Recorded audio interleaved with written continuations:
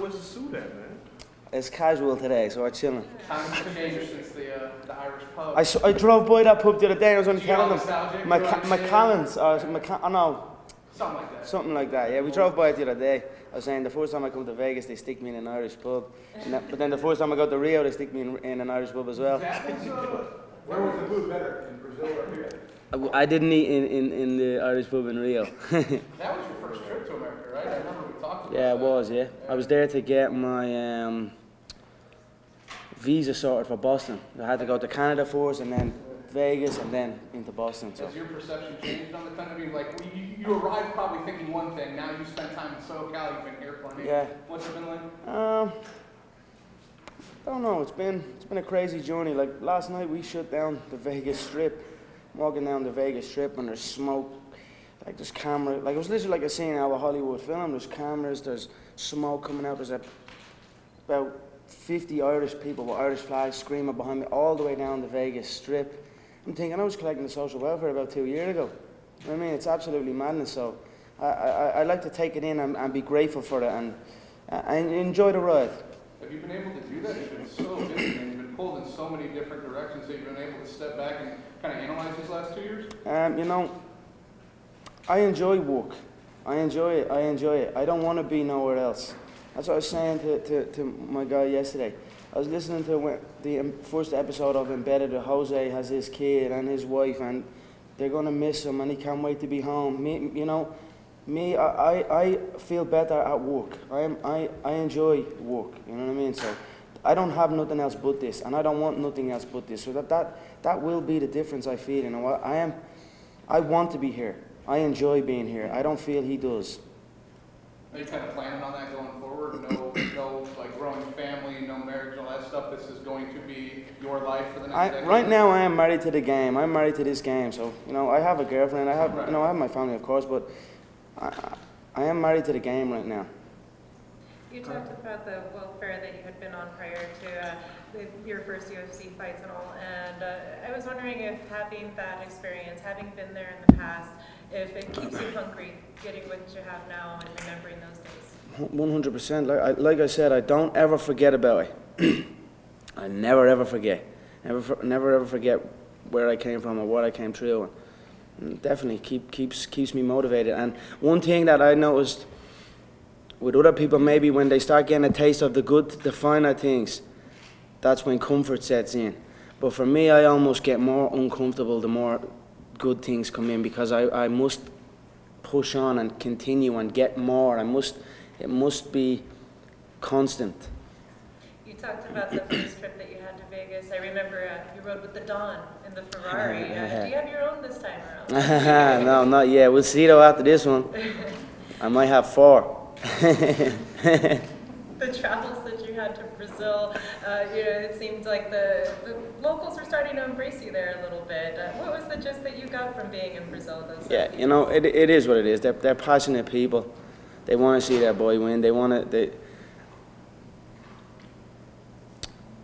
go at me, you know. They want to fight me as well as I want to fight them. But to be honest, they are passionate people. They enjoy the sport, and it is what it is. They definitely love me. Make no mistake. They might not admit it now, but they will admit it after.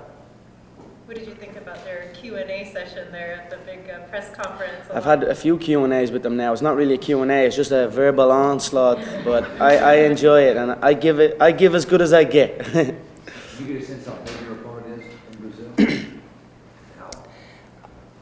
Not particularly. I got more boos than he got cheers, if that makes sense. So, you know, I don't care about anything like that, really. You know, I'm just going to do my business. As far as how big, size-wise, I towered over him. I'm going to maul him. I'm going to go in and just break him down bit by bit. You know, for me, I've never been hurt once in my career. I've never even been phased, or I've never even taken a back step once in my career. You know what I mean? On the feet, in exchanges.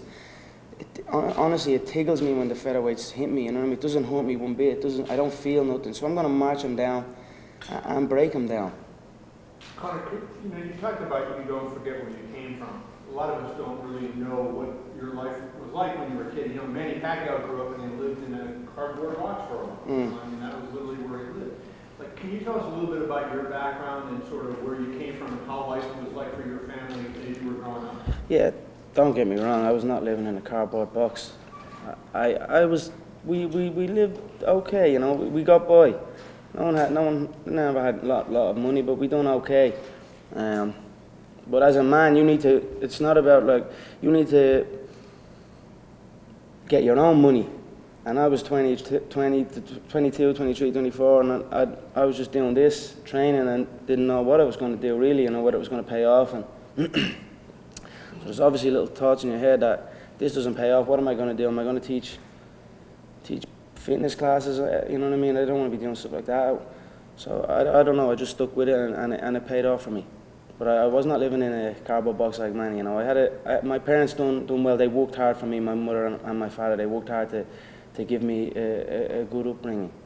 Do you take after them? And second question on that, how do they respond to like what we might call your craziness, all your your over the top comments and the stuff that comes around you? How does your family react to that? Do they say that's Conor, or is that like a character that's No, it's no character. It's no character. That's who I am. I'll speak the truth. You know what I mean? I like to have a little bit of fun as well, but it's no character. If the cameras were here, if the cameras weren't here, I am still the same. You've been having a little fun with Aldo in some of those stare downs, particularly the last one that showed up on Embedded. You're able to hear you kind of prodding at him a bit. Do you feel like you're kind of awakening a sleeping giant at all?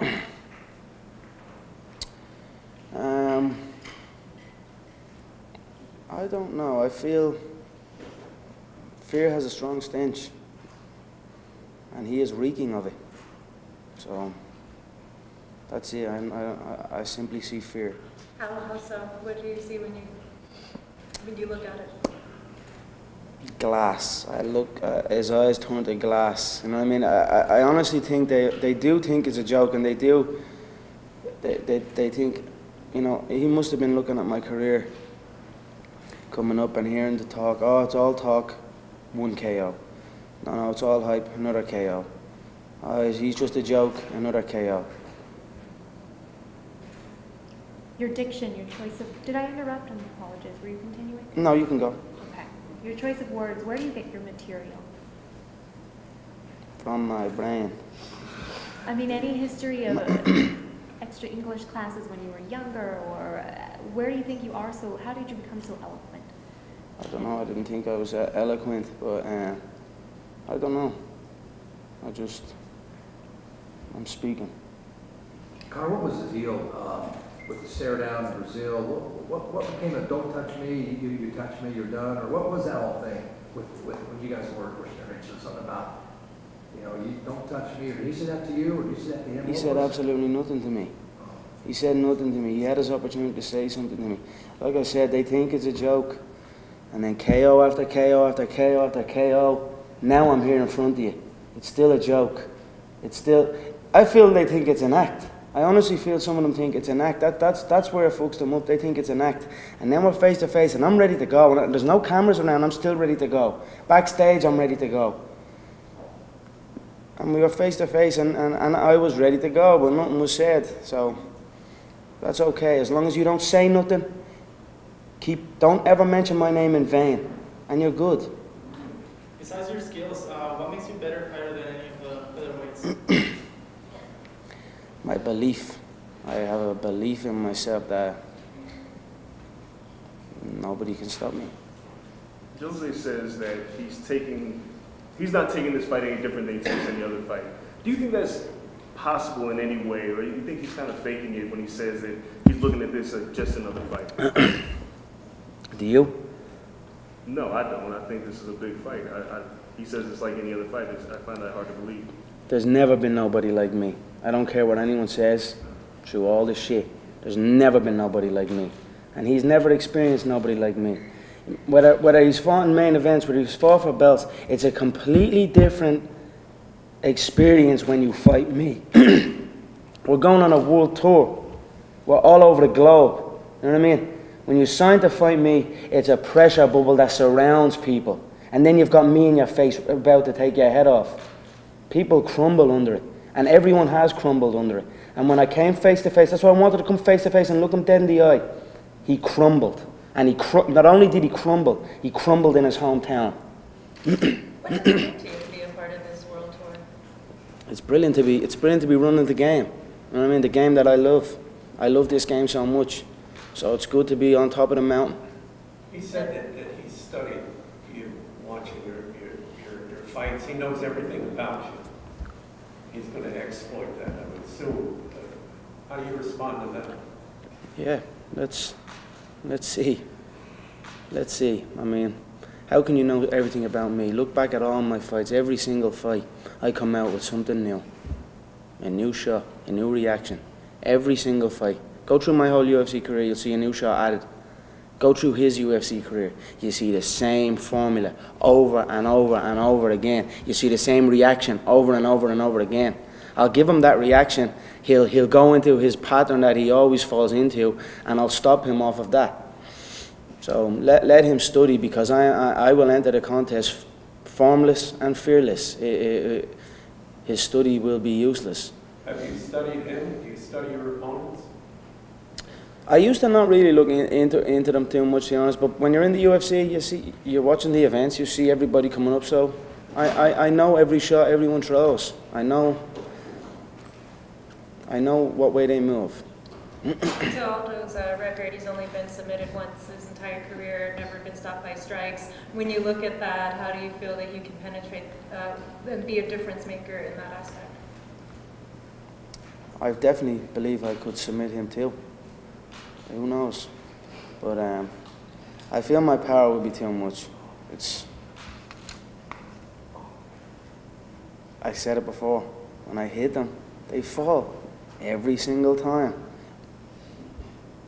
Like realistically, looking at like the zombie fight or the Lamas fight, both of them, they left without a scratch. You know what I mean? They were never really hurt.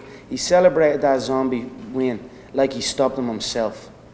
The guy tore his shoulder and he's running around the octagon celebrating like he stopped him himself in his hometown. He's not going to touch me. I'm going to walk through everything. I could stand there and let him hit me. That's how confident I am. He doesn't have that stopping power. He doesn't have that fight IQ. Couple that with the mental game, I will break him. Talk about that mental warfare. You said that he crumbled in front of his own people. How effective is mental warfare in this game?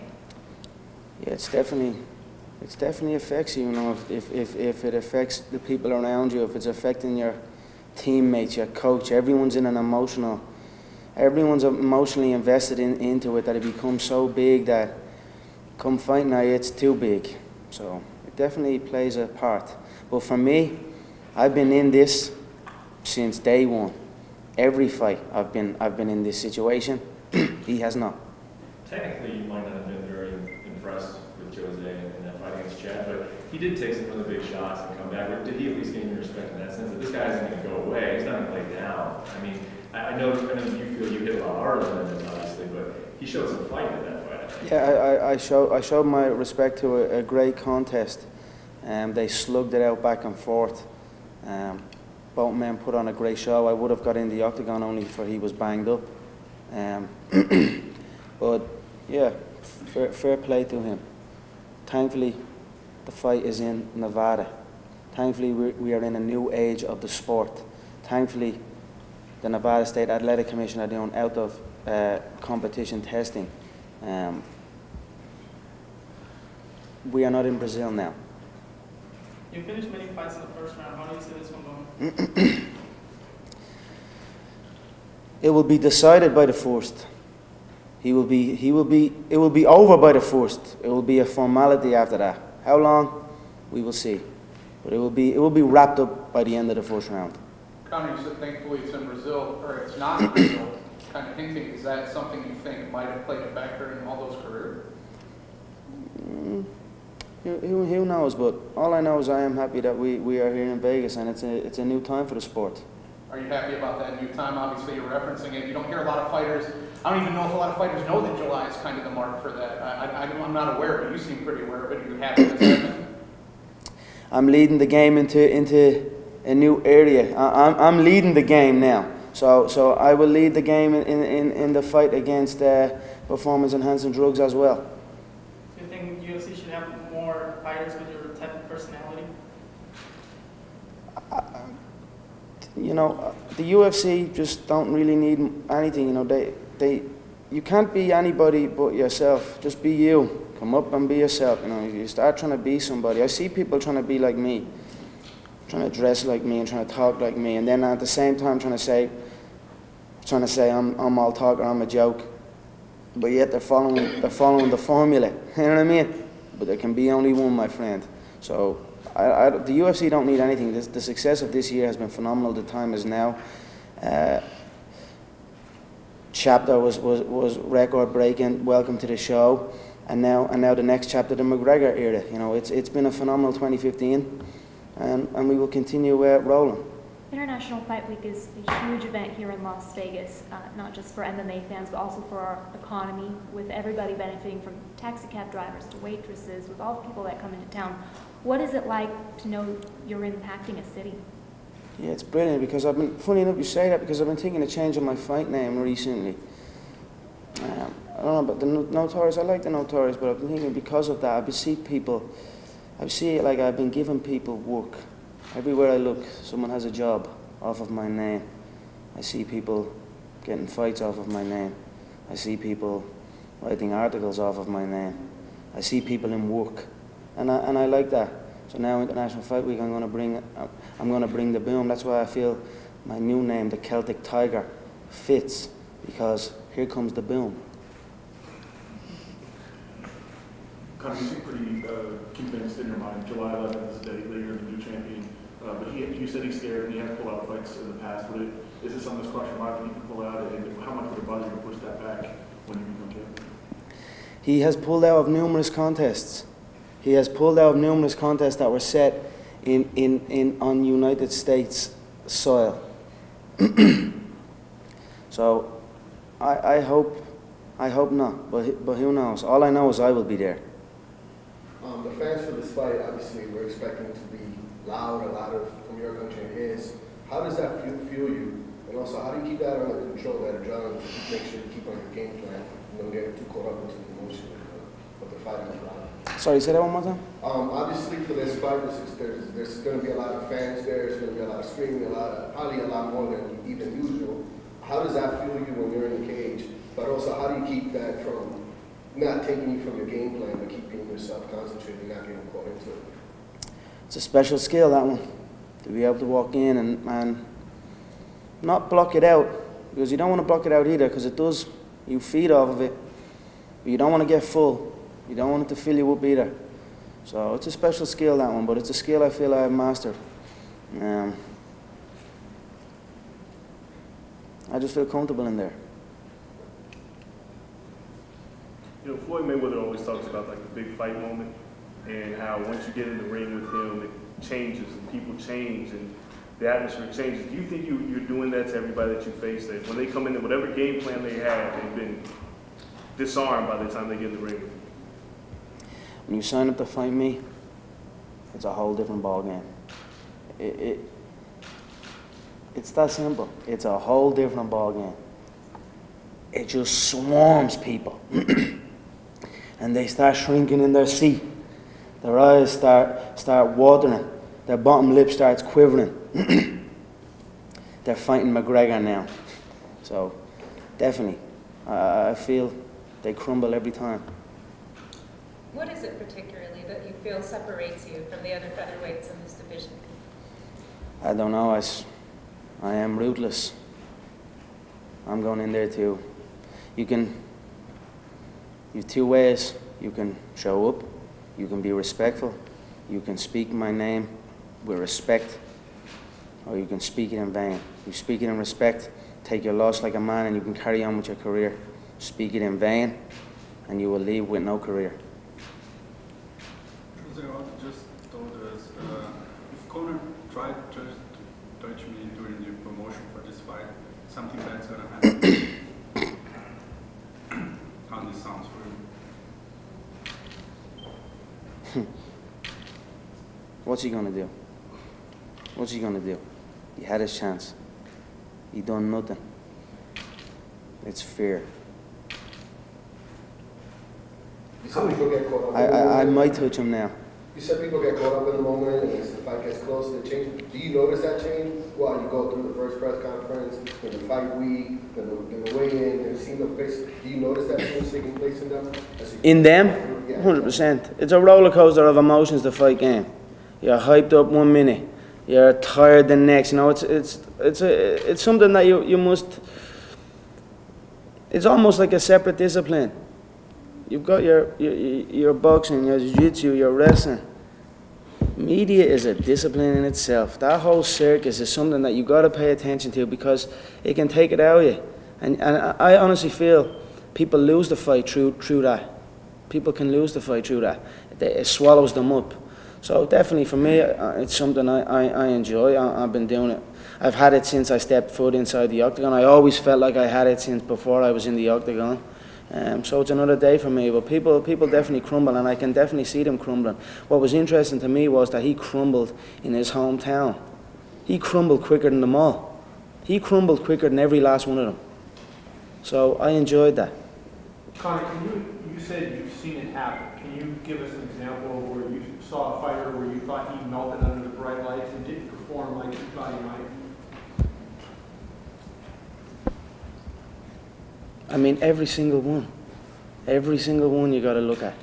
Look when I came in with Brimage. He crumbled. He had never experienced anything like that. Brandao in Dublin was an interesting one. Because he was convinced. Because I'm an executive producer on a documentary series that I've been doing, a 6-part series. It's on national television. So I've been going through footage and making the episodes. But one of the episodes was, we had Brandao, and he was like, I can't wait to see him off camera. I want to see him off camera. I know the fight was done when I was watching this footage, but I actually was amused by that, saying, what's he mean? Oh, they think it's on camera. They think it's off our camera or some shit. I don't know, but when we saw each other and there was no cameras around, he knew what happened, so he crumbled as well. But Dustin was another one. Dustin was eaten alive in there. And Dustin, I mean, they're all good people, and I mean, it's business. Business has not, like I said, I tweeted something out the other day, business does not pity the weak. So it's business at the end of the day, but these people are good people, you know, so I don't hold ill feelings to them, but they crumble, and it's that simple, and I can be nothing but ruthless. This is it, business is ruthless.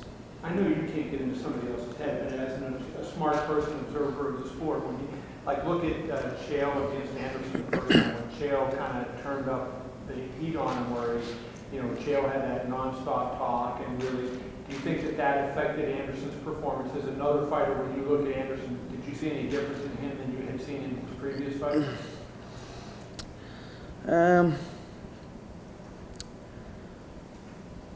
Yeah, I mean, it's something he had never experienced before. But I am not Chael Sonnen. People make that comparison a lot. I am not Chael. I am me. You're talking about Jose Cole. I'm sorry, what are you referring to? Just his demeanor down there on his recent trip? Yeah. Mm-hmm. Just like a stare down, and you thought he should have said something to you? Only me and him can really know. Because when you look in the eyes, I said, the eyes do not lie. When you look into somebody's eyes, you can see who wants it and who does. You can see who wants in and who wants out. And he wants out. Yeah, so how do you celebrate if you win a belt? This is something climb that you've been doing for a while. You got any idea of how you will celebrate that one?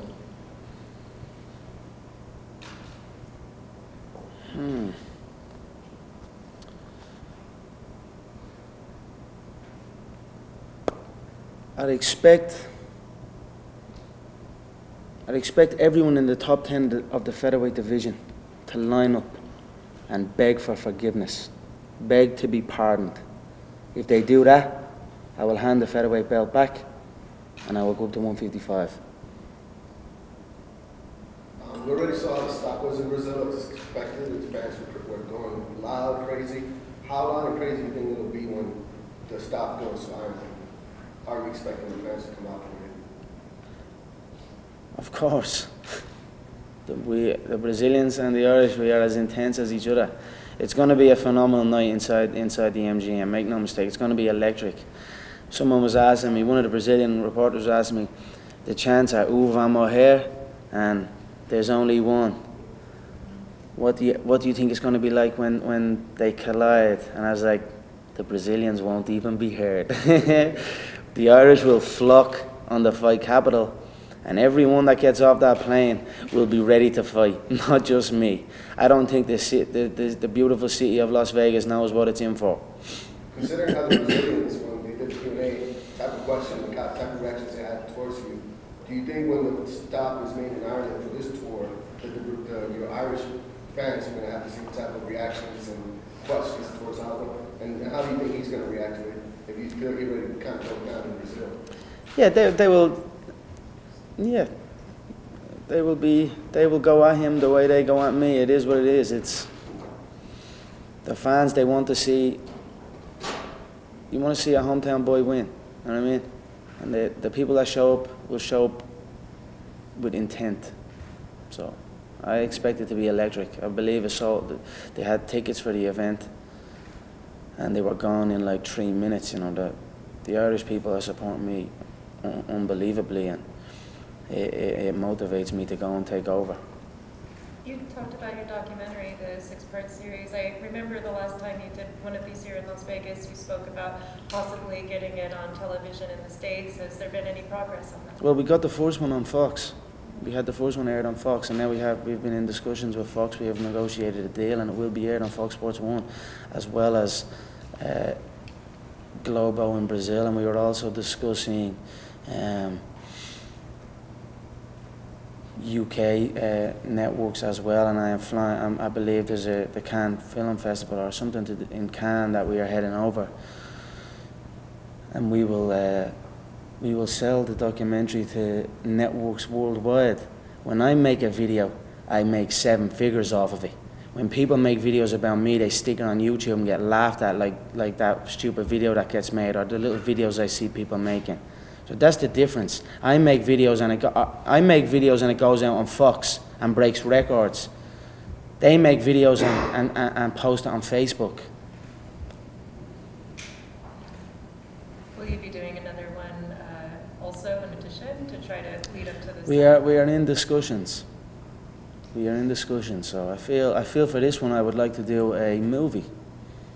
Cinemas worldwide. This is going to be a phenomenal event. It's going to be historic. I believe maybe 8 weeks out I'm moving to Las Vegas just to accustamize to the heat. We have a nice big house out here. We're going to put up a big gym in it, do it properly, have a chef, have the whole team out here. Again, I'm doing something that hasn't been seen. When you see the documentary, I feel you will be blown away. It's footage that has not been seen before. It's backstage UFC footage that not one of you here who have been following this sport your whole journalist careers, I'd imagine, have seen this type of footage. So you can thank me when you see it. But I am happy to be giving people an insight into what goes on in this business, the fight business. And we are in talks, and we will see how it goes if we can work it out. But I believe we will do a feature film for the world title fight. Speaking of historic, this is the first time that a lighter weight class is being featured in the main event on a UFC fight card. There was one other time. Oh, okay. And Jose Aldo was the co-main event. He co-main event to Renan Barão, Uriah Faber.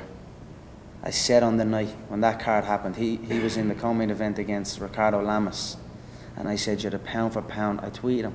I said, you're the pound for pound co-main event champion of the world. Now he fights me. Now we're ahead of the 170-pound division, the division that ran the game for so long. Now we have jets fired up and ready to take us to LA, to New York, to Boston.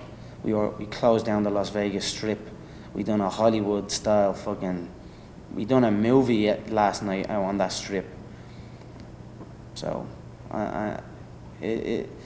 like I said, it's the McGregor division. How did that conversation go, setting that up with Uncle Dana? Set him what up? The Vegas stuff? Yeah, putting you in the main event here. There is no conversation. It's the money fight. The money fight goes first. What's it like being you in Dublin right now? It's good. My people support me. It's good to be me. I know everything, all your money comes because of fighting, but you make more in the cage or outside the cage. You mentioned 7 figures for a documentary. That's pretty good. Are you making more outside the cage than you do? It's evening now. It's evening now. After this fight, I'll be making more inside the octagon. Any movie deals down the road? I'm not interested in that too much. Now, in saying that, I had a bit of fun last night. I always said I don't really like I don't like acting. I can't act. I mean, I absolutely hate. I hate when people try and put words in my mouth and get me to say. You know what I mean? Get me to say things or get me to. I can't do that. I can't play that game. So I don't see acting in my future. But if someone starts waving multi-7-figure checks, you know what I mean? I don't know. We'll see what happens. I had a bit of fun last night. That was like a Hollywood film last night. I had a stunt. I had a double. They actually had a double for me. That's how big that was last night. There was some bloke walking around. We had the same clothes, and the reason he was, and Jose had a double as well. And the reason we had a double was, so I'm standing on the strip, and the fans are behind, and the double makes the walk, and he makes the walk over and over again until it gets right. And I'm sitting there just watching. And then when it's my time to go, whoop, bring the star in. I make one walk, and then I'm gone. If you can do that for that kind of money, that's the easiest thing ever. Yeah, who knows? But right now the fight business is the business I love. It's the business I want to be involved in. I don't want to be in show business. I want to be in the fight business. Is there any fighter that's made a movie that you enjoyed, like Rampage, Ronda, and any of the ones that there have been a number of fighters that have been in movies? Any of them you thought were good, or that the fighter did a good job as an actor? I've never actually watched, to be honest. I don't watch too many movies, if I'm being honest. I watch some, but it's very rare. Like one every good few months. You know what I mean? I can't really. I don't know why. I just can't sit down and shut off. I can't donate 3 hours of my time away from the fight business. You mentioned moving the lightweight, and everybody lines up and kisses the ring after this fight. Does that mean that you think that Jose is the top? I mean, obviously he's the champ, but you feel, is that because you feel like there will be no more challenges at this weight division, or is growing, your body is getting bigger and it's being more comfortable? Or? It's definitely a little bit of both. Obviously the weight cut is not easy. I make it, and I make it professionally, and I rehydrate professionally, and I go in there and I am on point 100% every time, and I am a monster to these people. But still, if training for a lightweight camp and training for a featherweight camp is completely a different approach. I enjoy featherweight. They are slower at featherweight, and I am not small at featherweight. My training partners are welterweights as well. So. But there is obviously still some questions that the fans want asked. The wrestler question, the Frankie Edgar, the Mendes, the Lamas. Shouldn't even put that idiot in there. But unless they come up and kiss my feet and apologize, then I will go at them, and we will answer the wrestler question for the fans. Don't you want to answer that wrestler question before you leave this division? You know, I don't really give a shit. It makes no difference, you know. As long, yeah, why not? We will see how it plays out. We will see how it plays out. From a marketing standpoint, it seems like you, John, Ronda, right there. Are you primed? Could you become the #1, person in the UFC in terms of marketing and that sort of thing worldwide?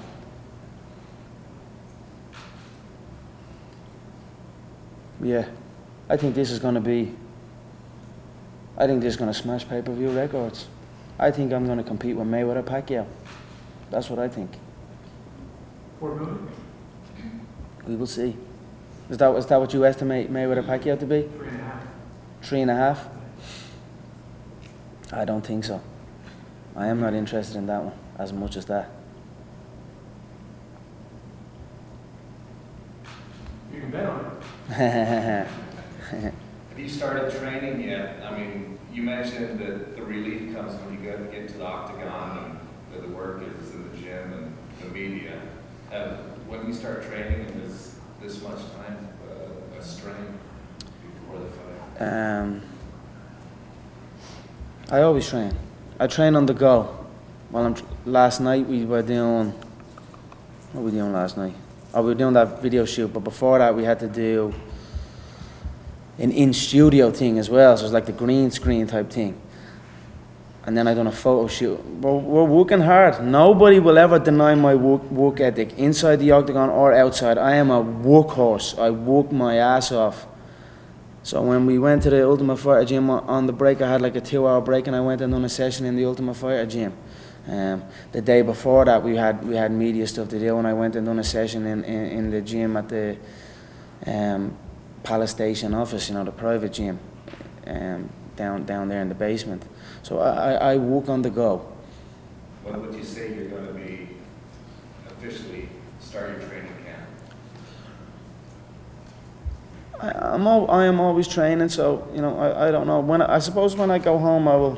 When this is over, I suppose you could officialize it then. But I am preparing to fight right now. One more question, maybe?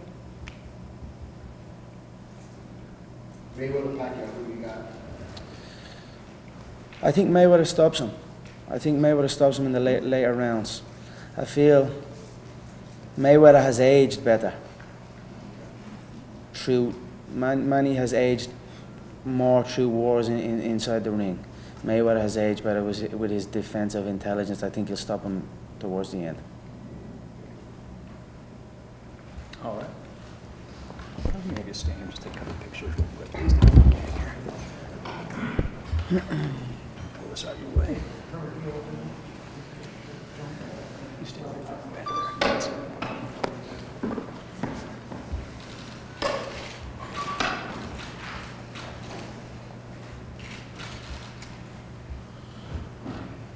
Am I just looking at everyone's camera? Or?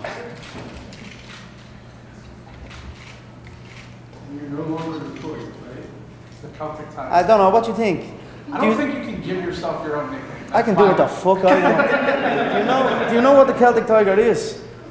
See, I don't think the Americans know. The Irish will know. What it is was the Celtic Tiger was an era where everybody was in the money. Everybody was rolling in the money before the recession hit. Okay. That was the Celtic Tiger era. So that's where and I'm bringing it back. Okay. I don't know. We'll see. I'm just playing around. We'll see. We'll see. I'm just fucking with you all. Very good. We know. All right. Thank you so much, everybody. See you again.